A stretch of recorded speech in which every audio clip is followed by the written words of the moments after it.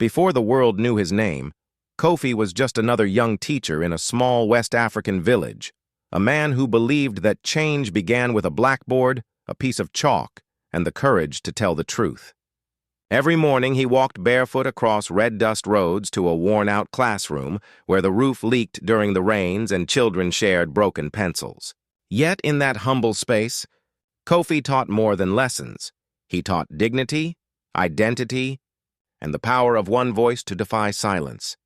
His village, once rich with farmlands and laughter, had fallen into the grip of a corrupt local council. Men in polished suits visited once a year, collecting taxes that never returned to the people. Promises of clean water, schools, and roads dissolved into whispers of betrayal. Still, Kofi refused to let despair win.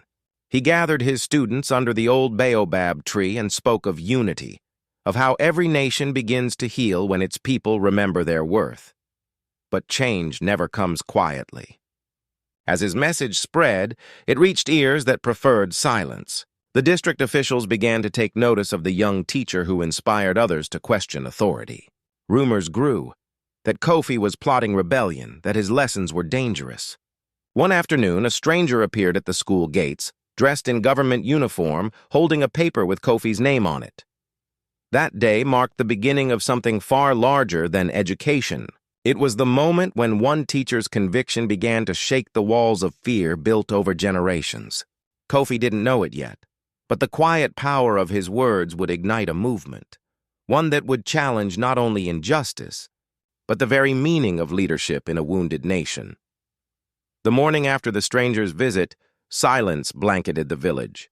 The children whispered instead of laughed, and even the elders avoided Kofi's eyes. The paper delivered to him was not a letter. It was a summons. The government had accused him of inciting unrest. His lessons, they said, were turning citizens against the state. Kofi stood before the cracked mirror that evening, his reflection dim under the flickering kerosene lamp. He was just a teacher, not a rebel, not a politician, yet his words had become weapons. Still, deep within, he knew he couldn't stop.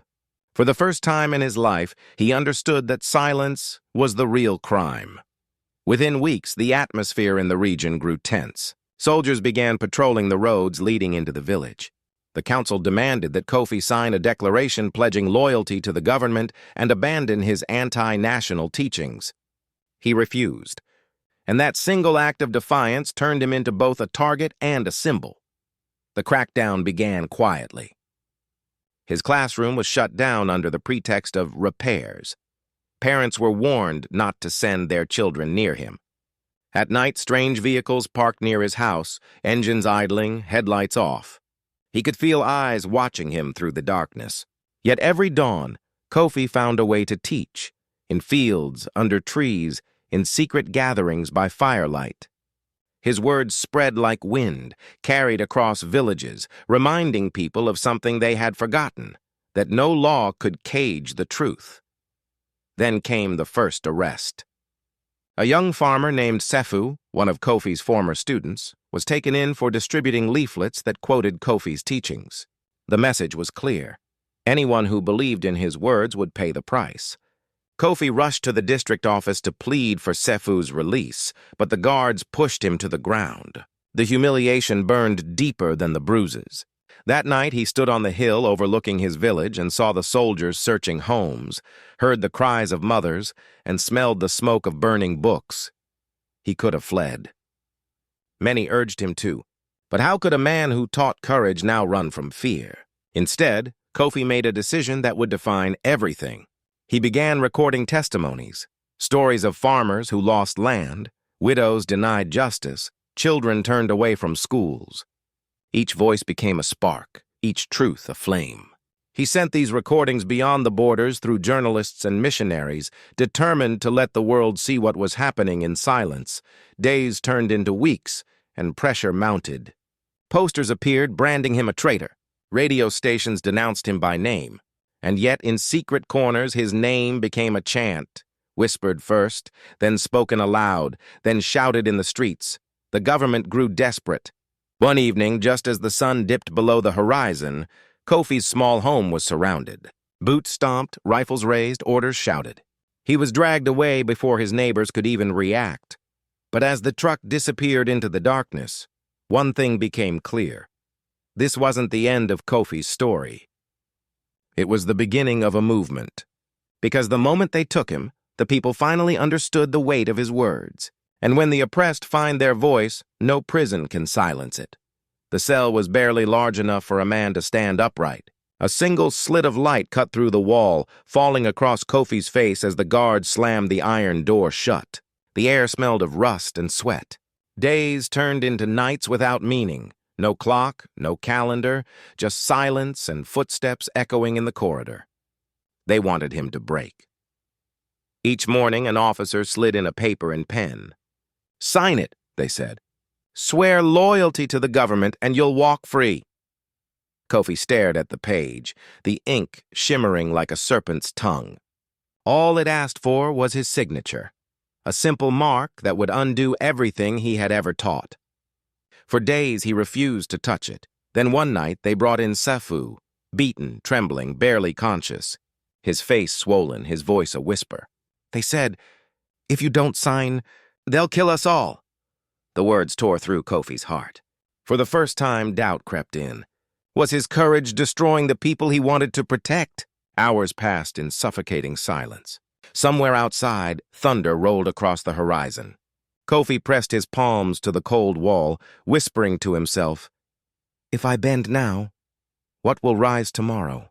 He closed his eyes and saw the faces of his students, their laughter under the baobab tree, their dreams of freedom. When the officer returned, Kofi finally lifted the pen. But instead of signing the declaration, he wrote a single sentence. "The truth cannot be imprisoned." He slid the paper back across the table. The officer's eyes widened, then darkened. Within seconds, fists slammed into his ribs, boots struck his legs, the world blurred into pain. But even as blood filled his mouth, Kofi didn't scream. He smiled, and not in defiance, but in peace. Because in that moment he knew something had already changed. By morning, word had spread. Guards whispered. Journalists arrived. And outside those prison walls, hundreds gathered, chanting his name.